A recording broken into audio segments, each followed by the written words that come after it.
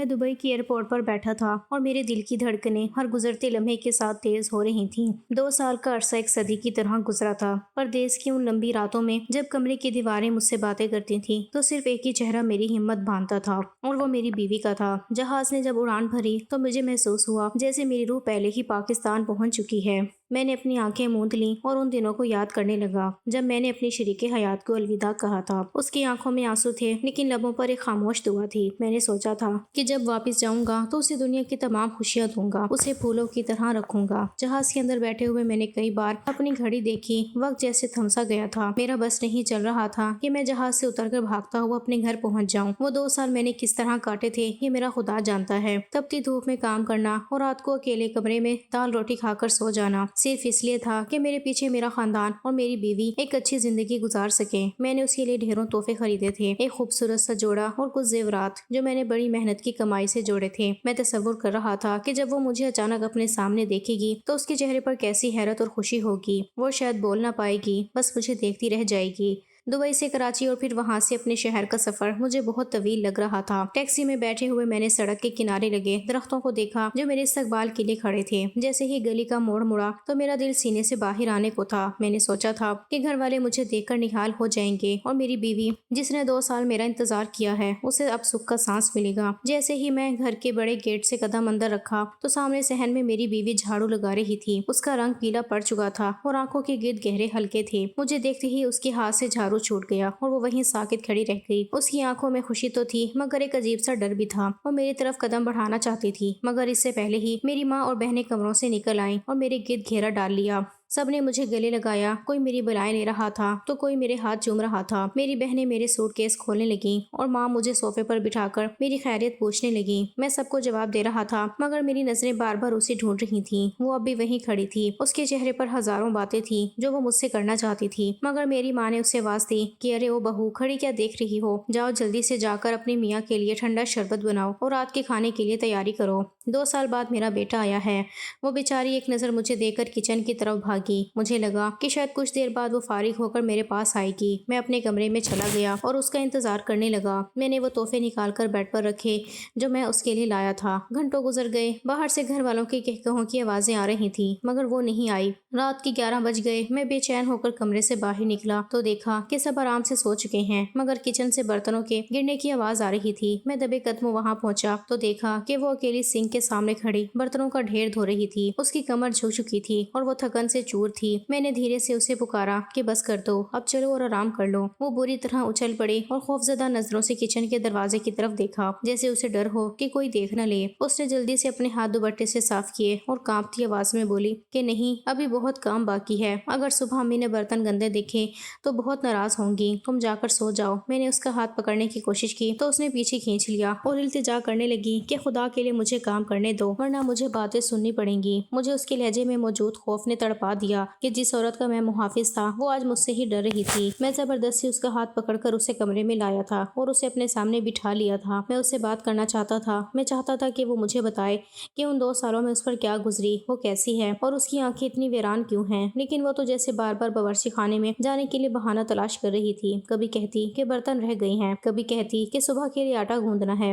مجھے سمجھ نہیں آ رہا تھا کہ وہ مجھ سے فرار چاہتی ہے یا اسے کاموں کی ٹینشن ہے۔ اس کے ماتھے پر پسینہ تھا اور وہ بار بار دروازے کی طرف دیکھتی جیسے باہر کوئی کھڑا ہے، اسے مانیٹر کر رہا ہے۔ اس کی اس بے چینی نے میرا دل مسل کر رکھ دیا۔ میں نے اسے تسلی دینے کی کوشش کی مگر اس کا دھیان کچن کی دیواروں میں اٹکا ہوا تھا۔ پھر میں خود ہی اس کے ساتھ باورچی خانے میں گیا اور برتن دھلوانے لگا۔ اسے دیکھ کر وہ بری طرح گھبرا گئی، اس کے چہرے کی رنگت اڑ گئی اور وہ ہکلانے لگی، بار بار کہتی کہ آپ کمرے میں جائیں، اللہ کے لیے آپ یہ کام نہ کریں، اگر کسی نے دیکھ لیا تو قیامت آ جائے گی، میں کر لوں گی، بس تھوڑا سا کام ہے، آپ کیوں اپنی شان گھٹا رہے ہیں۔ اس کے لہجے میں جو التجا اور خوف تھا وہ مجھے کسی گہرے زخم کی طرح لگا۔ اس نے میرے ہاتھ سے جونا چھیننے کی کوشش کی اور اس کی آنکھوں میں آنسو بھر آئے کہ مردوں کا کچن میں آنا اس گھر میں گناہ سمجھا جاتا ہے۔ اس کے بہت بولنے پر اور اس کی پریشانی دیکھ کر میں بوجھل قدموں سے واپس کمرے میں آ گیا تھا۔ میں بستر پر لیٹ کر اس کا انتظار کرنے لگا تاکہ جب وہ فارغ ہو کر آئے تو میں اسے وہ سب تحفے دکھا سکوں جو میں اتنی دور سے لایا تھا مگر نیند میری آنکھوں سے کوسوں دور تھی۔ میرے ذہن میں صرف اس کے زرد چہرے کی کمزوری، ہاتھوں کی کپکپاہٹ اور اس پر کاموں کا وہ پہاڑ جیسا بوجھ گھوم رہا تھا جو اسے ایک جیتی جاگتی عورت سے مشین بنا چکا تھا۔ میں سوچ رہا تھا کہ کیا پردیس کی کمائی کا یہی صلہ ملنا تھا کہ میری غیر موجودگی میں میری سب سے قیمتی متاع خطا کو اس طرح رون دیا جائے۔ وہ کب کب آتے ہاتھ جن سے وہ برتن مانج رہی تھی میری زمین پر دستک دے رہے تھے، اور میں اس انتظار میں تھا کہ کب وہ کمرے میں لوٹے اور میں اس سے پوچھ سکوں کہ میرے پیچھے 2 سال کیسے گزرے۔ میں اس کے انتظار میں کروٹیں بدلتا رہا، لیکن وہ واپس کہاں آئی اور مجھے کب نیند لگی پتہ نہ چلا۔ پھر آدھی رات کو میری آنکھ کھلی تو دیکھا کہ وہ میرے برابر میں نہیں تھی، بلکہ مجھ سے کچھ فاصلے پر زمین پر ایک پرانی سی چٹائی بچھائے تھکی ہاری ڈھیر ہو گئی تھی اور وہیں سو رہی تھی۔ اسے یوں بے خبری میں سوتا دیکھ کر مجھے اس پر بے انتہا پیار آیا، اور ساتھ ہی ایک ٹھیس سی اٹھی کہ 2 سال بعد لوٹنے والے شوہر کے پہلو میں بیٹھنے کی بھی شاید اس میں ہمت نہیں بچی تھی۔ میں بستر سے نیچے اترا اور اس کے قریب جا کر بیٹھ گیا۔ اس کا چہرہ چاند کی روشنی میں بھی اور بھی معصوم اور مظلوم لگ رہا تھا۔ میں نے بہت آہستہ سے اپنا ہاتھ آگے بڑھایا اور اس کے بکھرے ہوئے بالوں کو چھوا۔ وہ ریشم جیسے بال اب کام کی دھول اور لاپرواہی سے کچھ الجھ سے گئے تھے۔ میں نے جھک کر اس کے ماتھے پر بوسہ دیا، مگر وہ اتنی گہری نیند میں تھی کہ اس کی آنکھ نہیں کھلی۔ شاید جسم کی ٹوٹ پھوٹ نے اسے بے ہوشی کی حد تک تھکا دیا تھا۔ میں ساری رات کہیں زمین پر اس کے سرہانے بیٹھا اس کے چہرے کو تکتا رہا، کبھی نرمی سے اس کے ماتھے کو چھوتا تو کبھی اس کی ان ہاتھوں کو دیکھتا جن پر کام کے نشانات واضح تھے۔ میرا دل چاہ رہا تھا کہ اسے نیند میں ہی بتا دوں کہ اب میں آ گیا ہوں اور اب تمہیں کسی سے ڈرنے کی ضرورت نہیں ہے۔ میں محبت سے اس کا ہاتھ سہلاتا رہا اور وہ بے خبر سوتی رہی جیسے اسے برسوں بعد سکون کی نیند ملی ہو۔ وہ رات میرے لیے کسی احتساب سے کم نہیں تھی، کیونکہ میں اپنی اس محبت کی پہرے داری کر رہا تھا جسے اپنوں کے رویوں نے لہو لہان کر دیا تھا۔ میں نے عہد کر لیا تھا کہ اب اس کے چہرے پر تھکن نہیں رہنے دوں گا۔ صبح کے وقت مجھے نہیں لگتا جب میں اٹھا تو وہ کمرے میں نہیں تھی۔ فریش ہو کر جب میں ناشتے کی ٹیبل پر گیا تو وہ مجھ سے پہلے اٹھ کر باورچی خانہ سنبھال چکی تھی۔ میرے چھوٹے بھائی الگ فرمائشیں کر رہے تھے، میری بہنیں الگ لاپرواہی سے باتیں کر رہی تھیں۔ میری شادی شدہ بہنیں بھی میرے آنے کا سن کر آ گئیں۔ گھر میں کوئی میلہ سا لگا ہوا تھا اور میری بیوی ایک ایک کی فرمائش پوری کرتی جا رہی تھی۔ کبھی کسی کے لیے پراٹھا بنا رہی تھی تو کبھی کسی کو چائے پیش کر رہی تھی۔ اس نے دسترخوان پوری طرح کھانوں سے سجا دیا تھا۔ انڈے، چنے، پراٹھے، دہی، ہر چیز موجود تھی۔ ہم سب ایک ساتھ بیٹھے ہوئے تھے۔ اگر کوئی موجود نہیں تھا تو وہ میری بیوی تھی۔ وہ کچن میں کھڑے گرم توے کے سامنے پسینے سے شرابور ہو رہی تھی۔ میں نے نوالا ہاتھ میں لیا، لیکن میرا حلق جیسے بند ہو گیا۔ میں اسے بار بار کچن کی طرف دیکھ رہا تھا۔ میں نے کھانا کھانے کے لیے اس کا انتظار کرنا شروع کر دیا تو اماں ناراض ہو کر کہنے لگی، کھانا ٹھنڈا ہو رہا ہے، کھانا کیوں نہیں کھاتے؟ سب تمہارے انتظار میں بیٹھے ہیں، تم بسم اللہ کرو۔ تو میں نے کہا، اماں سمینہ نہیں آئی، وہ آ جائے تو پھر اس کے ساتھ کھاؤں گا۔ اماں نے میری بات سن کر ایک بے فکری سی ہنسی اور جیسے خود ہی سے جواب دے دیا کہ ارے تم کھاؤ، سمینہ کھا لے گی، وہ تو بعد میں سکون سے کھانا کھاتی ہے، ابھی اسے بہت کام نمٹانے ہیں، مہمان آئے ہوئے ہیں، برتن پڑے ہیں، وہ سب کر کے پھر کھائے گی، تم پریشان نہ ہو۔ اماں کا یہ لہجہ اتنا عام تھا جسے سمینہ اس گھر کی فرد نہیں بلکہ کوئی مشین ہو جس کی اپنی کوئی بھوک یا پیاس نہیں ہے۔ میری بہنیں بھی ہنسی مذاق میں مصروف تھیں، کسی نے مڑ کر بھی کچن کی طرف نہیں دیکھا کہ وہاں کوئی انسان تپش میں کھڑا ان کے لیے کھانا تیار کر رہا ہے۔ میں نے دیکھا کہ وہ ایک کونے میں کھڑی دیگچی سے چپکی ہوئی تھی اور اس کی نظریں ایک لمحے کے لیے دسترخوان پر پڑے ان پراٹھوں پر گئی جو اس نے خود بنائے تھے، لیکن اگلے ہی پل وہ پھر کام میں جت گئی۔ میرے سینے میں جیسے آگ لگ گئی ہو۔ میں نے خاموشی سے نوالا پلیٹ میں واپس رکھ دیا اور کرسی پیچھے کر کے اٹھ کھڑا ہوا، کیونکہ میرے لیے یہ حلق سے اتارنا ممکن نہیں تھا۔ دسترخوان سے اٹھتا دیکھ کر اماں پوچھنے لگی کہ ارے بیٹا، ابھی تو تم نے شروع کیا تھا، کہاں جا رہے ہو؟ تو میں نے کہہ دیا کہ ایک ضروری فون کرنا ہے، اور میں بوجھل قدموں سے اپنے کمرے میں آ گیا۔ لیکن میرا دل کتنا بھاری تھا یہ میں ہی جانتا تھا۔ میری حلق میں وہ لقمہ نہیں بلکہ کانٹے چبھ رہے تھے۔ تھوڑی دیر بعد ہی اماں کا بلاوا آیا اور وہ کہنے لگی کہ اپنا سامان لے کر آؤ، سارا سامان میں خود کھولوں گی اور دیکھوں گی کہ میرا بیٹا کیا کیا لایا ہے۔ میں نے ایک بڑا سوٹ کیس لے جا کر اماں کے آگے رکھ دیا اور سب گھر والے اس کے گرد ایسے جمع ہو گئے جیسے کوئی خزانہ کھلنے والا ہو۔ اماں خود ہی سامان کھولنے لگی اور ایک ایک چیز نکال کر سب کو دکھانے لگی۔ میں خاموشی سے ایک کونے میں کھڑا یہ سب دیکھ رہا تھا۔ میری نظریں اس جوڑے پر تھیں جو میں نے بہت محبت اور اپنی پسند سے سمینہ کے لیے خریدا تھا۔ وہ ایک انتہائی نفیس اور مہنگا جوڑا تھا جس پر ہاتھ کا خوبصورت کام ہوا تھا۔ جیسے ہی وہ جوڑا نکلا تو میری شادی شدہ بہن کی آنکھیں چمک اٹھیں۔ اس نے لپک کر وہ جوڑا اٹھایا اور اسے اپنے سینے سے لگا کر کہنے لگی، واہ بھائی، یہ تو بہت پیارا ہے، یہ تو پکا میرے لیے ہی ہے نا؟ آپ کو پتہ تھا کہ مجھے یہی رنگ پسند ہے؟ میں نے فوراً انکار کیا اور دو ٹوک لہجے میں کہا کہ نہیں، یہ میں نے سمینہ کے لیے خریدا ہے۔ یہ سننا تھا کہ میری بہن کے چہرے سے خوشی غائب ہو گئی اور اس کی آنکھوں میں آنسو آ گئے۔ اس نے وہ جوڑا وہیں بیڈ پر پٹک دیا اور کہنے لگی کہ اچھا، تو اب پردیس جا کر آپ بدل گئی ہیں، بہنوں سے زیادہ اب آپ کو بیوی کی فکر ہونے لگی ہے۔ اماں نے بھی میری طرف عجیب نظروں سے دیکھا جیسے میں نے کوئی بہت بڑا جرم کر دیا ہو۔ کمرے میں ایک دم خاموشی چھا گئی اور میری بہن نے منہ بسور کر رونا شروع کر دیا کہ بھائی اب میرے نہیں رہے۔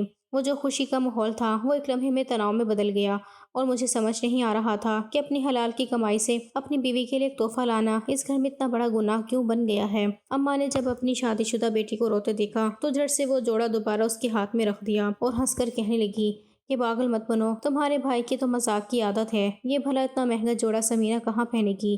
اسے تو ویسے بھی ان چیزوں کا شعور نہیں، اور پھر اس کا اپنا رنگ سانولا ہے، یہ رنگ تو تمہاری گوری رنگت پر ہی جچے گا، تم اسے رکھو۔ اماں نے سمینہ کی رنگت پر انگلی اٹھاتے ہوئے وہ جوڑا میری بہن کو پکڑا دیا تھا، اور ایک بار پھر میری لبوں پر تالا لگ گیا تھا، کیونکہ میں حیرت زدہ تھا کہ اس گھر میں تو ہر چیز پر دوسروں کا حق پہلے تھا۔ میں نے ایک نظر اٹھا کر کچن کے دروازے کے پاس کھڑی سمینہ کو دیکھا، جو گھر کے کام کرتے ہوئے شاید میرے لائے ہوئے تحفوں کو بھی دیکھ رہی تھی۔ اس کے چہرے پر ایک اداس رنگ آ کر گزر گیا تھا، جیسے اسے پہلے ہی پتا ہو کہ اس کے حصے میں کچھ نہیں آنا، لیکن وہ کچھ نہ بولی اور خاموشی سے سر جھکا کر دوبارہ برتنوں کی طرف مڑ گئی۔ دھیرے دھیرے سارا سامان ایک دوسرے کو بانٹ دیا گیا، کسی نے پرفیوم اٹھا لیا تو کسی نے گھڑی اور کسی نے قیمتی چادریں، یہاں تک کہ سمینہ کے لیے کچھ نہ بچا سوائے ان خالی ڈبوں کے جو فرش پر بکھرے پڑے تھے۔ اماں نے میری خاموشی کو میری رضامندی سمجھا اور بڑی بے نیازی سے کہنے لگی کہ سمینہ کو تو بازار سے بعد میں کچھ دلا دینا، ویسے بھی سمینہ کو ان سب چیزوں کا شوق نہیں ہے، اسے تو دیکھو، یہ تو ہر وقت زبردستی ماسی بنی رہتی ہے، جیسے ہم اس پر بہت بڑا ظلم کرتے ہیں، حالانکہ ہم تو اسے آرام کا کہتے ہیں، مگر یہ خود ہی کچن سے باہر نہیں نکلتی۔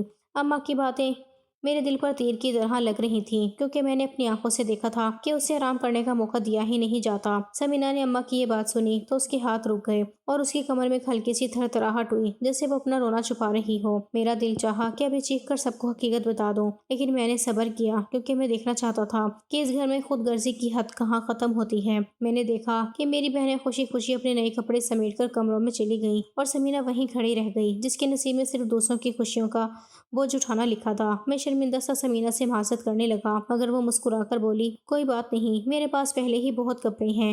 اس نے یہ بات جس انداز میں کہی تھی، مجھے اس کے جھوٹ ہونے کا پورا اندازہ تھا۔ میں نے ایک نظر غور سے اس کے جوڑے پر ڈالی تھی، جو اب بے رنگ ہو چکا تھا، اور یہی وہی جوڑا تھا جو 2 سال پہلے میں پردیس جانے سے پہلے اسے دلا کر گیا تھا، اور شاید وہ اب تک انہی پرانے کپڑوں سے کام چلا رہی تھی۔ میں نے آہستہ سے پوچھا، سمینہ، اماں تمہیں خرچے کے پیسے تو دیتی ہے نا؟ کیونکہ میں اس کے نام پر علیحدہ سے خرچہ بھیجا کرتا تھا۔ میری بات پر اس نے حیرت سے مجھے دیکھا اور پھر نفی میں سر ہلاتے ہوئے جھاڑو سنبھال لی، اور میرا دل کٹ کر رہ گیا۔ میں پردیس میں پاکستانی لاکھوں روپے ماہانہ کما رہا تھا، اور جس میں سے میں 50,000 خاص کر سمینہ کے لیے ہر مہینے الگ سے بھیجتا تھا، لیکن یہ جان کر میرے ہوش اڑ گئے تھے کہ وہ پیسے میری بیوی کو آج تک کبھی ملے ہی نہیں تھے۔ میں نے غصے اور دکھ کی ملی جلی کیفیت میں اماں کے کمرے کا رخ کیا اور اماں سے پوچھا، اماں کیا آپ نے سمینہ کو میرے بھیجے ہوئے خرچے کی رقم نہیں دی؟ یہ سن کر اماں کے چہرے پر ایک رنگ آ کر گزر گیا، پھر وہ ایک دم سے بھڑک کر کہنے لگی، کیا سمینہ نے تم سے شکایت کی ہے؟ میں نے انکار میں سر ہلایا اور کہا، نہیں اماں، میں تو خود آپ سے پوچھ رہا ہوں، اس نے اتنے بوسیدہ اور پرانے کپڑے پہنے ہوئے ہیں، اسی لیے تو مجھے خیال آیا کہ کیا اس نے اپنے لیے کوئی خریداری نہیں کی۔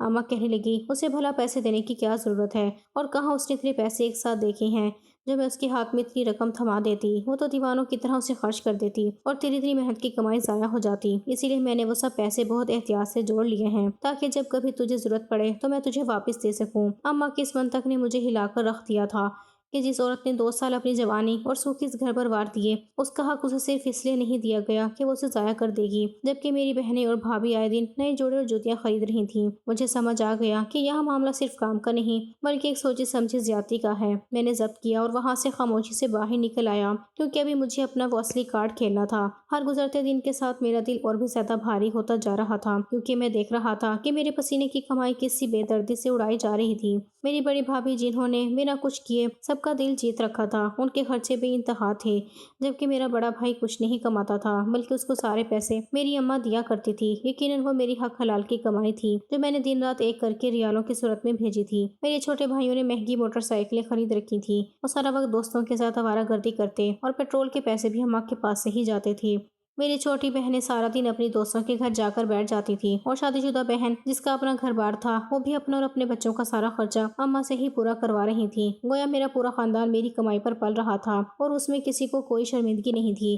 دکھ تو اس بات کا تھا کہ جس کی بدولت یہ سب ٹھاٹھ سے رہ رہے تھے، وہی میری صابر بیوی اس گھر میں ایک ملاسہ بن کر رہ گئی تھی۔ اسے تو ٹھیک سے پیٹ بھر کر کھانا بھی نصیب نہیں ہوتا تھا، اور نہ ہی کوئی اسے پیار کے 2 بول بولتا تھا۔ ایک دن جب میں نے دیکھا کہ میری بیوی صحن میں کھڑی سب کے کپڑے دھو رہی تھی اور اس کی کمر دست سے دوہری ہو رہی تھی، جبکہ میری بہنیں اندر بیٹھ کر فلم دیکھ رہی تھیں، تو میرا سب جواب دے گیا۔ اسی دن شام کو گھر میں کچھ دور کے رشتے دار اور مہمان آئے ہوئے تھے۔ اماں نے حسب معمول سمینہ کو آواز دی کہ جلدی سے مہمانوں کے لیے تواضع کا سامان کرے، اور ساتھ ہی کہا کہ دیکھو کتنے کپڑے جمع ہو گئے ہیں، یہ بھی ابھی دھو لینا۔ مہمانوں کے سامنے سمینہ کا سر جھک گیا۔ وہ تھکی ہاری کچن کی طرف بڑھی تو میں خاموشی سے اٹھا اور صحن میں پڑے کپڑوں کے ڈھیر کے پاس جا کر بیٹھ گیا۔ میں نے صابن اٹھایا اور مہمانوں کی موجودگی میں ایک ایک کر کے کپڑے دھونا شروع کر دیے۔ یہ دیکھ کر گھر میں جیسے سانپ سونگھ گیا۔